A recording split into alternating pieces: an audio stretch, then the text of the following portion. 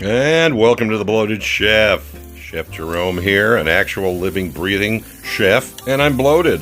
Before we get started with today's entertaining and fabulous tutorial, please look me up on YouTube.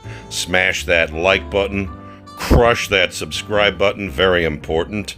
Share with the world, leave a comment, leave a hashtag. Please keep your hands inside the ride at all times, and we thank you.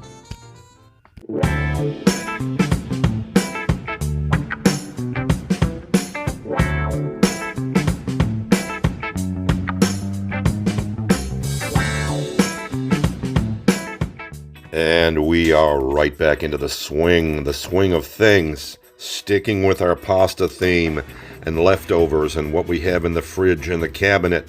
There are some semi-thawed chicken tenders that were in my freezer, leftover pulled pork, barbecue style, fresh basil always, butter, garlic, onions, Parmesan cheese, rigatoni pasta. We're sticking with pasta today. We've got some leftover jerk paste, even got a packet of some powdered chicken gravy. It's all going to come together. We're going to call this one Reggae Rigatonis, baby. And as usual, maintenance to start. Now, if you're not peeling your garlic this way, then you're wasting way too much time. Just do it. Do it. All right, let's finish off our mise en place with some chiffonade of basil, and then we'll rough chop it. There it goes. Our mise en place needs one more component, and that's our chicken. Let's chunk those up. Anywhere from a 1/4 inch to a 1/2 inch chunk should be fine. They're partially frozen, so we're going to fry them up nice and crisp. Boom, mise en place is finish. Then over medium-high heat, we melt our olive oil and butter. Give it a second for that pan to get hot, and in goes our onions. We will cook them until they are translucent. That means you're clear and you can see through them. Back on the big board, we are adding 2 cups of homemade carton chicken stock. There goes that packet of chicken powder gravy. We'll mix that together. That is going to be our stock and our thickening agent at the same time. You with me? All right then. In goes that arugula. Fresh arugula. Do not be shy. Adds a beautiful peppery taste. And speaking of pepper, and speaking of salt, don't be shy with the pepper. Don't be shy with the salt. Season at every level, people. There goes our garlic. And now we're just going to sweat this down. Make sure the onions are cooked. And we'll take our next step from here. You dig?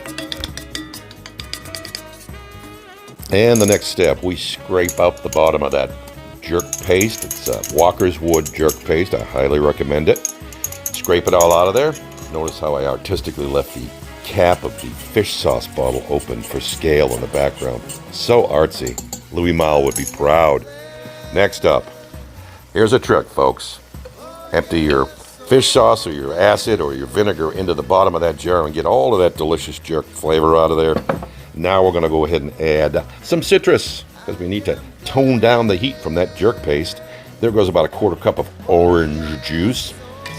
Let's go ahead and stir that around. We're going to let that simmer and cook down. Not reduce too much, but cook down just about by 1/3. And you'll see the flavor in this thing just start to pop. Oh, get a whiff.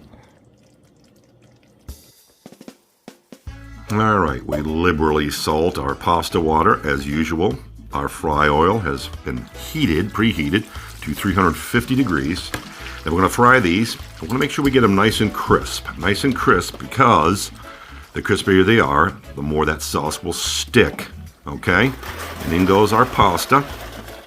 We're going to give that a stir, bring it to a boil, and shut it off. I'm going to cook it just short of al dente. Can anybody guess why? Finishing the sauce. You are correct, sir. Speaking of finishing in the sauce, our crispy nuggets are now going to take a bath in that beautiful reduced. The aromas in this kitchen right now are crazy, crazy good. All right, those are in. Let's give them a spin. Give them a test run. Let's get them sit in that sauce and soak it up. All right, one quick spin, and we'll add that chicken stock, powdered chicken gravy mixture. That's going to be our base right here.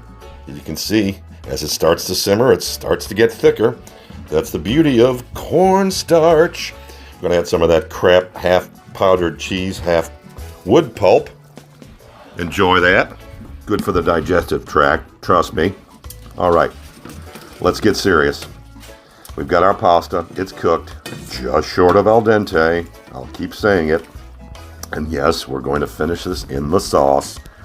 All right, give it a stir. Give it a few moments. Let that pasta take a bath in the sauce. Let it start to absorb and soak up that sauce. So every bite you get a delicious, flavorful bite. Oh my, slow motion.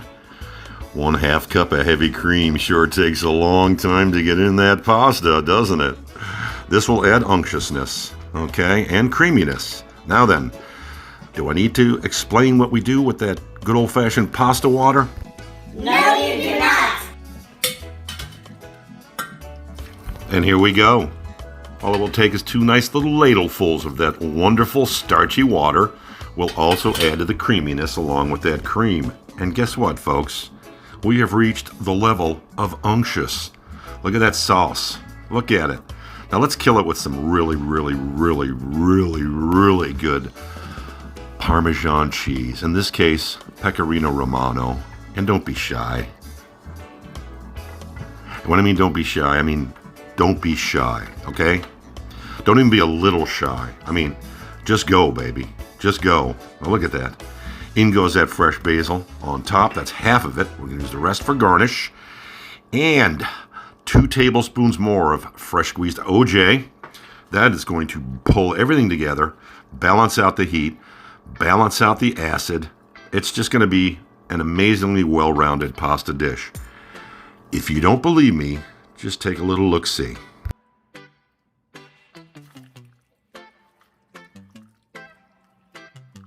Shave and a haircut. Thank you, Roger. All right. Second to last, if not last step. There goes all this beautiful pulled barbecue pork. You non-pork eaters, first of all, you can suck it. Second of all, just forget this step. You don't even have to add it. Your dish is complete. Look at this. Just let it melt. And we plate. This will be a rather large portion. Believe me. Pretty sure I'm going to crush this entire bowl. Normally I just do a small little taster, but this one's got big appetite written all over it. And if you'll notice, the grooves on the pasta are still perfect. None of the pasta is broken up or blown out. That means it's cooked perfectly. Cannot wait to get into this. Just set your eyes upon this and gaze at its beauty.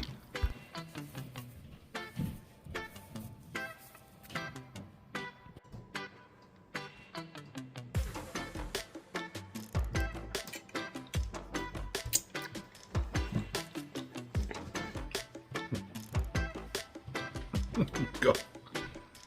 Across the board. Chicken is super tender. Cooking it just short of al dente makes it a perfect al dente. Barbecue pork is just dissolved in there, so it's in every bite. And then, of course, that sauce is just ridiculous. You get citrus, plenty of heat. It tapers off at the end from that jerk paste. Phenomenal. And again, all I did was buy a box of pasta and what was the other one? Everything, oh, and some crap Parmesan cheese. Everything else was in-house and all leftovers. Come on, come on, come on. How about you? Would you care to offer any feedback, perhaps? No? Too busy eating? All right. What about you guys? I see you enjoyed it, or at least are enjoying it. Oh, well. All right. Off to do good work. Going to feed the needy. This is what we do. We make a ton of it, and we spread the joy around town. Before you leave us, be sure to click that like button. Click the subscribe button if you haven't already. By all means, share. By all means, leave a comment. By all means, press that notification bell. You'll get an update every time we post a new one. Looking forward to putting another one out for you. I hope you're on board. Thank you.